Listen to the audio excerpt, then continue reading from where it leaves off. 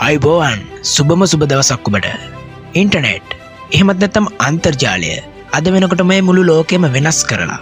සාමාන්‍ය මිනිස්සු මීට වසර 20කට 30කට කලින් හිතන්න නැතුව ඇති අන්තර්ජාලය මේ තරමටම ලෝකේ වෙනස් කරයි කියලා. ඒත් ඒ සාමාන්‍ය මිනිසුන් මේ ලෝකේ සමහර අය ඉස්සරහට එන්න තියෙන දේවල් වෙන්න තියෙන ට්‍රෙන්ඩ් එක කල් තියාම දැකලා ඒවත් එක්ක යාවත් කාලීන වුණා. ඒ විදිහට අනාගතය දැක්ක දෙන්නෙක්ගේ නම් ඔබට මතක් කරන්නද? එක්කෙනෙක් තමයි Elon Musk. අනිත් එක්කෙනා ජැක් මා. Elon Musk ඇමරිකාවේ ඉඳන් තමන්ගේ පළමු ව්‍යාපාරය C2 පටන් ගන්නකොට ජැක් මා චීනයේ ඉඳන් අලිබබා ව්‍යාපාරය පටන් ගන්නවා. ඉතින් ඔබ දන්නවා මොන් මේ ලෝකේ වැඩිම බලපෑමක් කරන ලෝකේ ඉහළම බිලියනපතියන්. පේනවනේ අනාගතය කලින් දැකීමේ වාසි තමයි මේ. ඉතින් ඒ නිසාම අනාගතය දකින්නට අද සුපිරි දැනුම YouTube නාලිකාව තුලින් ඔබව තවත් වසර 10කින් ඉදිරියට ගෙන යන්නයි සූදානම් වෙන්නේ. ඔයා තාමත් අපේ YouTube නාලිකාවට අලුත් කෙනෙක් නම් subscribe කරලා අපිත් එක්ක එකතු වෙන්න. ඉතින් සුපුරුදු විදියටම ආරාධනා කරනවා රැඳී ඉන්න මේ ගවේෂණාත්මක වීඩියෝවේ අවසානයේ තෙක්ම.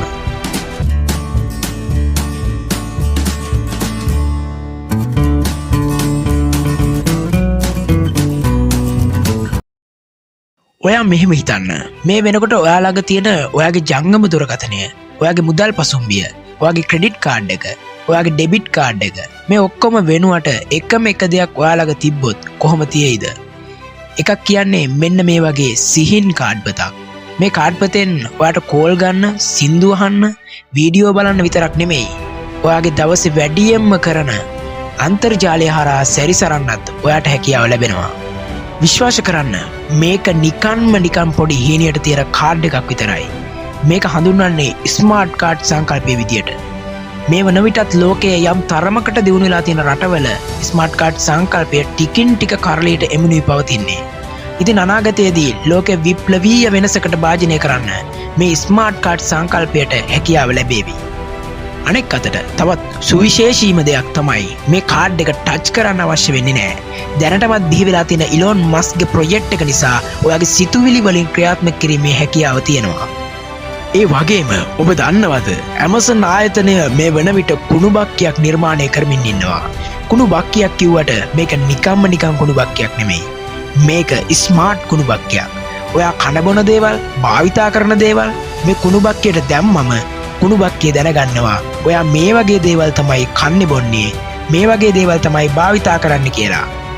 ඊට පස්සේ ඒක ෂණයකින් මේ දත්ත ඔක්කොම යනවා Amazon ආයතනයේ තියෙන දත්ත ගබඩාවට.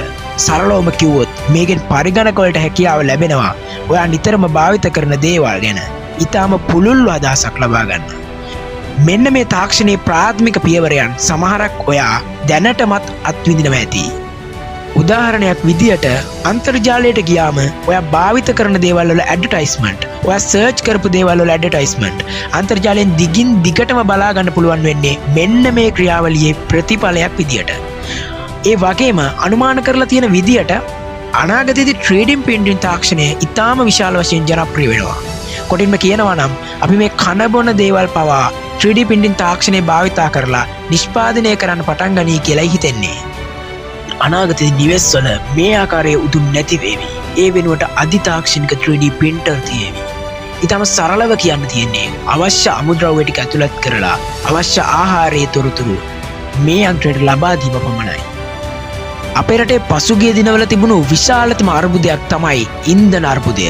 හැබැයි අනාගතයේදී ඉන්ධන වලින් වැඩ කරන වාහන තව දුරටත් බලා ගන්න බැරි වේවි. ඒ වෙනුවට දැනටමත් කරලියට ඇවිල්ලා තිබෙන ඉලෙක්ට්‍රික් වාහන පමණක් මහා මාර්ගවල ඔයාලට බලා ගන්න පුළුවන් වේවි. ඒ වගේම ඒවා self driving එහෙමත් නැත්නම් ස්වයං පාලනය වන රථ බවට පත් වේවි. හරියටම කිව්වොත් ඔයා මේ වාහනේ පදවන්න ඕනේ නෑ. වාහනය විසින්ම පදවාගෙන යාවි. ඒ වගේම Elon Muskගේ hyper travel loop වගේ සංකල්ප නිසා පැය 2-3ක් ඇතුළත ඔයාට වෙනත් රටකට ගිහිල්ලා නැවත එන්න පුළුවන් වේවි. ඒ වගේම පෘථිවි ජීවීන් වන අපි විනෝදචාරිකා සඳහා අභ්‍යවකාශයට යන්න පටන් ගනීවි. අනාගතය අදයි කියලා අද වන විටත් අතේ මුදල් යහමින් තියෙනවා නම් අභ්‍යවකාශ සංචාරයක් සඳහා පිටත්ව යන්න ඔයාටත් හැකියාව තියෙනවා. ඉතින් සැලසුම් කරලා තියෙන විදියට මේ සංචාරයට දින දෙකක කෙටි පුහුණුවක් පමණයි ලබා ගන්න අවශ්‍ය. නමුත් අධික මුදලක් වැය වෙන නිසා දැනට මේ සේවාව ලබා ගන්න පුළුවන් ලෝකයේ සුපිරි කෝටිපතියන්ට පමණයි. ඒ නිසාම තමයි සුපිරි කෝටිපතියෝ මෙන්න මේ ව්‍යාපෘතියට වැඩියෙන් මුදල් ආයෝජනය කරන්නේ. ඉතින් නැවතත් මතක් කළොත් මේ වන විට මේ තරගයේ ඉදිරියෙන්ම ඉන්නේ ඉලෝන් මස්ක්, ජෙෆ් බේසොස් සහ රිචඩ් බෑන්සන් කියන ලෝකයේ ඉහළම ගණයේ බිලියනපතියන් තිදෙනෙක්. ඒ විතරක් නෙමෙයි, ඔබ විද්‍යා ප්‍රබන්ධ වලින් දැකලා තියෙන විදියටම පෘථිවි ජීවීන් අඟහරු ලෝකයේ ජනාවාස හදනවා. මේ ආකාරයේ වෙනත් ව්‍යාපෘතින්ට වගේම මේ ව්‍යාපෘතියටත් මූලිකත්වය අරන් කටයුතු කරන්නේ ඉලෝන් මස්ක්. ඒ වගේම අපි අනාගතයේ තවත් පැත්තකට ගියොත් තවත් අවුරුදු 10ක් 30ක් අතර කාලයක් ඇතුළත ඔයාගේ මුළු නිවසම ස්මාර්ට් නිවසක් බවට පත් වේවි. හිතන පමාවෙන් හිතන දෙයින් පමණක්ම ඔයාගේ ජංගම දුරකථනය, ඔයාගේ පරිගණකය හසුරවන්න හැකියාව ලැබේවි. මේ ස්මාර්ට් කතාව තව දුරටත් තේරුම් ගන්න ඔයා මෙහෙම හිතන්නකෝ. දැනට තියෙන නිවසක නම් ඒකේ කාමරයට යනකොට ඒකේ ලයිට් එක ඔන් කරන්න, ඒකේ ස්විච් එකත් ඔන් කරන්න ඕනේ. Neuralink තාක්ෂණයට මේක අදාළ වෙන්නේ නැහැ. ඒ කාමරේ ලයිට් එක ඔන් වෙන්න ඕනි කියලා ඔයා හිතන එකම හොඳටම ප්‍රමාණවත්. ඒ වගේම වාහනයට නැගලා ඔයා වාහනේ ස්ටාර්ට් වෙන්න ඕනි කියලා හිතන පමණින් නිකම්ම වාහනේ ස්ටාර්ට් වෙනවා. ඒකට හේතුව තමයි අපි කලින් සඳහන් කරපු විදියටම ඉලෝන් මස්ක්ගේ මේ Neuralink තාක්ෂණයේ තියෙන ප්‍රබල බව. Neuralink තාක්ෂණය ගැන කතා කළොත් මේ තාක්ෂණයෙන් කරන්නේ අපේ මනස සහ පරිගණකය ඒකාබද්ධ කිරීම. මේ තාක්ෂණ නිසාම හදිස්සි අනතුරු වලින් ආබාධයට ලක් වුණු අයට තමන්ගේ අතපය වගේම සංවේදන ලබා දෙන අතපය නිපදවන්න පුළුවන් වෙයි කියලයි අනුමාන කරන්නේ. පුදුමයට කාරණය තමයි මේ තාක්ෂණය බිහිවීමත් එක්කම අන්ධහා බිහිර මිනිස්සු මේ ලෝකෙ නැති කරන්න පුළුවන් කියලා තහවුරු කරගෙන තියෙනවා. ඒ විතරක් නෙමෙයි, මේ මොළයේ තියෙන දත්ත ඩිජිටල් සංඥා බවට වත් කරලා කෘත්‍රිම කණහඩක් නිර්මාණය කරන්න මේ තාක්ෂණයට හැකියාව තියෙනවා. ඉතින් ඒකේ ප්‍රතිඵලයක් විදියට අනාගතයේදී ගොළු මිනිසුන් කොට්ටාශයක් මේ ලෝකේ නැති වේවි. ඒත් එක්කම මිනිසුන්ට ඇතිවන විවිධ මානසික රෝග සඳහා ප්‍රතිකාරත් මේ Neuralink තාක්ෂණයෙන් ලබා ගන්න පුළුවන්.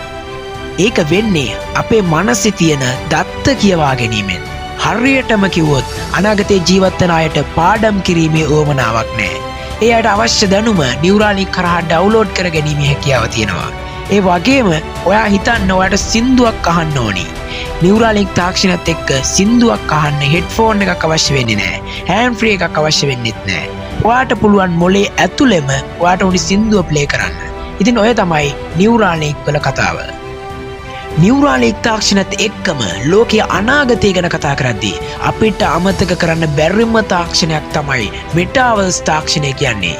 මෙටාවර්ස් තාක්ෂණයත් එක්ක කෘත්‍රිමව නිර්මාණය කරපු පරිගණක ලෝකයකට ඇතුළු වෙන්න ඔයාට හැකියාව තියෙනවා. ඇත්තම ලෝකයක ජීවත් වෙනවා වගේ ජීවත් වෙන්න ඔයාට හැකියාව තියෙනවා. ඇත්තම ලෝකයක ජීවත් වෙනවා වගේ හැඟීමක් ලබා ගන්න ඔයාට ඒ හරහා පුළුවන්. තවත් පුදුම හිතන කතාවක් කියන්නද? ඔයා ඔයාගේ පෙනුමෙන් මේ ලෝකයේ ඇතුළට යන්න කැමැත්තක් නැත්නම් ඔයාට කැමති ශරීරයකින් කැමති පෙනුමකට මෙටාවර්ස් එක ඇතුළේ පෙනී ඉන්න ඔබට පුළුවන්. ඒ වගේම ඔයා කැමති තැන්වලට මෙටාවර්ස් එක ඇතුළෙන් ඉක්මනින් ගමන් කරන්නත් ඔයාට පුළුවන්. ඔයාට ඕනිම නම් මෙටාවර්ස් එක ඇතුළේදී කාලය හරහා ගිහිල්ලා ඒ තැන්වල ඒ කාලෙදි වුණ දේවල් බලා ගන්නත් පුළුවන්. හැබැයි මේ හැමදේම කරන්න අපි බලාපොරොත්තු වෙන දේවල් මෙටාවර්ස් එක ඇතුළේ නිර්මාණය කරලා තියෙන්න ඕනේ. කොහොම වුණත් අදට ජංගම දුරකථනයට ඇබ්බැහි වෙලා ඉන්න අපේ කුඩා ළමුන්ගේ ඉඳලා වැඩි හිටියන් වෙනකන් VR පාවිච්චි කරලා මෙටාවර්ස් වල පිස්සුවෙන් වගේ සැරිසරනවා අපිට අනාගතයේදී බලා ගන්න පුළුවන්. ඒ වගේම මෙටාවර්ස් තාක්ෂණය හරහා පරිගණක මගින් නිර්මාණය කරපු ස්වභාවික ලෝකයේ තැන්වලට වගේම තවත් බොහෝමයක් ස්ථානවලට යන්න පුළුවන් නිසාම සැබෑ ලෝකයේ ගමන් බිම සැලකිය යුතු මට්ටමකින් අඩු වෙයි කියලයි බලාපොරොත්තු වෙන්නේ. කෙටියෙන්ම කියනවා නම් ලෝකේ බොහෝමයක් මිනිස්සු මෙටාවර්ස් එකටත් ඇබ්බැහි වෙයි. ඒ නිසාම මෙටාවර්ස් එක ඇතුලේ වෙළඳ ආයතන පවා පැමිණීම සිද්ධ වෙවි. ඔන්න ඔයා දැන්ම ප්ලෑන් කරලා තියාගත්තොත් මෙටාවර්ස් එක ඇතුලේ ඔයාට බිස්නස් එකක් කරන්නත් පුළුවන්. ඒ වගේම ඔයාලා දන්නවද මෙටාවර්ස් එක ඇතුලේ සිද්ධ වෙන දේවල් sannivedanaya කිරීම සඳහා ඒ කියන්නේ අපිට ඇත්තටම වෙන දේවල් වගේ ඒ දේවල් දැනීම සඳහා දැනටමත් සංවේදක සහිත විවිධ ඇඳුම් නිර්මාණය කරලා තියෙනවා. සුවිශේෂීම කාරණේ තමයි අනාගතයේදී මෙයට නියුරාලින්ක් තාක්ෂණයත් එකතු වෙයි කියලායි බලාපොරොත්තු වෙන්නේ. මේ වීඩියෝ එක බලන ඔයාලා ඕනි තරම් පරිගණකයකින් හෝ ජංගම දුරකථනයකින් ගේම් ගහනවා ඇති. ඒත් කවදාවත් ඔයාට ගේම් එක ඇතුළට යන්න පුළුවන් වෙලා තියෙනවද? ඉතින් අනාගතයේදී නියුරාලින්ක් තාක්ෂණයත් එක්ක බැඳී පවතින මෙටාවර්ස් එක ඇතුලේ ඔයාට ඒ දේත් කරන්න පුළුවන්. ඒ කියන්නේ මේකට ක්වොන්ටම් පරිගණක තාක්ෂණයත් එකතු වුණොත් අපි මේ ඉන්නවට සමාන ලෝකයක්ම පරිගණකයේ තුල නිර්මාණය කරලා ඒ ලෝකේ සැරිස් අරන් අපිට අවස්ථාව තියෙනවා. ඉතින් අනුමාන කරලා තියෙන විදියට අනාගතයේදී මායාව සහ යථාර්ථය කියන්නේ මොකක්ද කියලාත් මිනිස්සුන්ට අමතක වෙවි. ඉතින් ඔයාලට තේරෙනවා ඇති අනාගතයේදී ඇති වෙන්න තියෙන්නේ කොයිතරම් ලොකු තාක්ෂණික විප්ලවයක්ද කියලා. තවත් බොහෝම සුළු කාලයක් ඇතුළත මේ තාක්ෂණය අපි අත්විඳිද්දී ලෝකය අමුතුම තැනක් වේවි. ඒ වගේම ඔයාලට තේරෙනවා ඇති දැනුම සහ මුදල් කියන දේත් එක්ක ලෝකයට කොයිතරම් බලපෑමක් කරන්න පුළුවන්ද කියන කාරණය. ඉතින් මේ අමුතුම ලෝකයට යන සූදානම් වෙන්න කියන කාරණෙත් එක්ක අපි අදට ඔබෙන් සමුගන්නවා.